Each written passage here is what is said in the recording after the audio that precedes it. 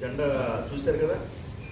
ఇప్పుడు ఫోటో చాలు, నా వీడియో అవసరం లేదు, నాకు చేతి మనకి ఫోటో చాలు. ఇప్పుడు ఈరోజు ఏంటి స్పెషల్ ఇవాళ?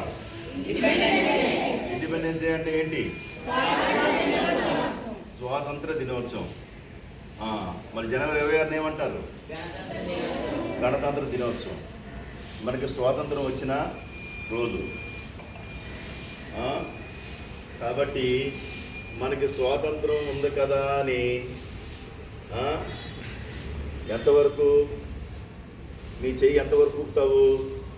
ఎదుటి వాడికి తగిలినంత వరకు ఊపుతావు. స్వాతంత్రం ఉంది కదా అని చెప్పి ముక్కు మీద కొట్టామనుకో, మరి మనోడు ఏం చేస్తాడు? తిరిగి అలాగా.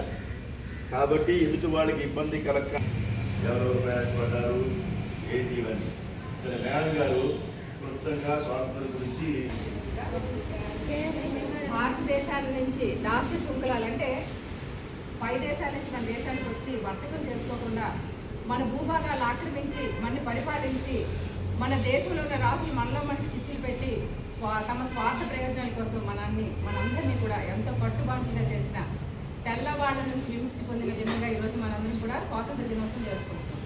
అలాగే గణతంత్ర దినోత్సవం ఎందుకు జరుపుకుంటామంటే భారతదేశానికి ఒక రాజ్యాంగాన్ని రూపొందించుకున్నాం. మనం సర్వసత్తాక ప్రజాస్వామ్య గణతంత్ర రాజ్యంగా మనం 1950 నుంచి అవతరించాం. కాబట్టి జనవరి 26 మన గణతంత్ర దినోత్సవం జరుపుకుంటున్నాం. ఎంతో మంది త్యాగం చేస్తే మనం ఈరోజు స్వేచ్ఛగా జీవిస్తున్నాం. కాబట్టి మీ పిల్లలు భావి భారత పౌరులుగా తయారయ్యి ఫ్యూచర్ జనరేషన్కి ఉపయోగపడే విధంగా మీ అందరూ ఉండి చాలా గొప్పపడేటట్లుగా మీరు అందరూ భావి భారత పౌరులుగా తయారని మనస్ఫూర్తిగా తెలియజేస్తూ మీ అందరికీ కూడా స్వాతంత్ర దినోత్సవ శుభాకాంక్షలు.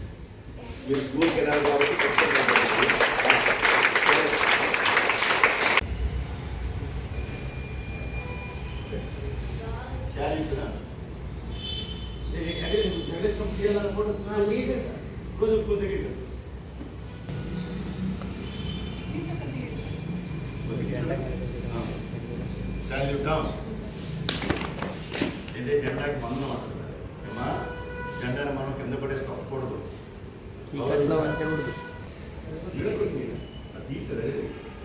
వీడియో తీస్తుంది.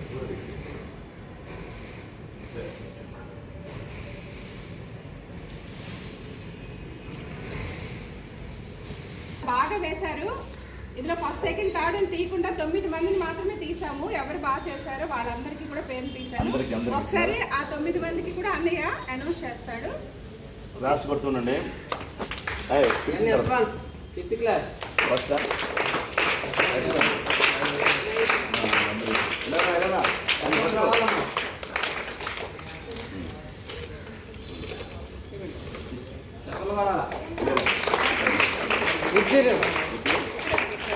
Okay sir.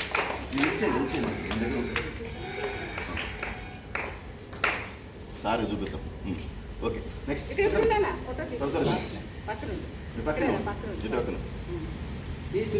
ఇటువైపు రారా.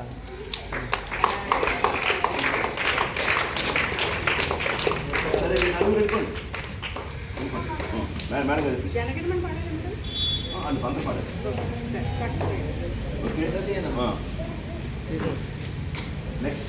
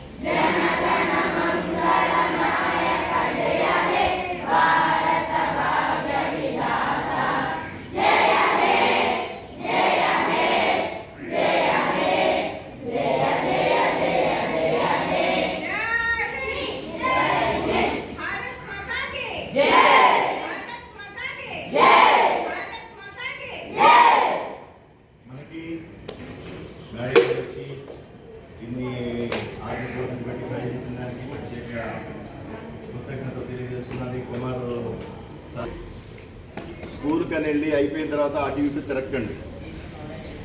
స్కూల్ అయిపోయిన వెంటనే ఇక్కడికి వచ్చేయండి. చిన్నపిల్లలు కూడా రోడ్డు లైన్లో వెళ్ళాలి, లైన్లో రావాలి. చిన్నపిల్లలు, పెద్ద పిల్లలు స్కూల్ అయిన తర్వాత ఫ్రెండ్స్తో కలిసి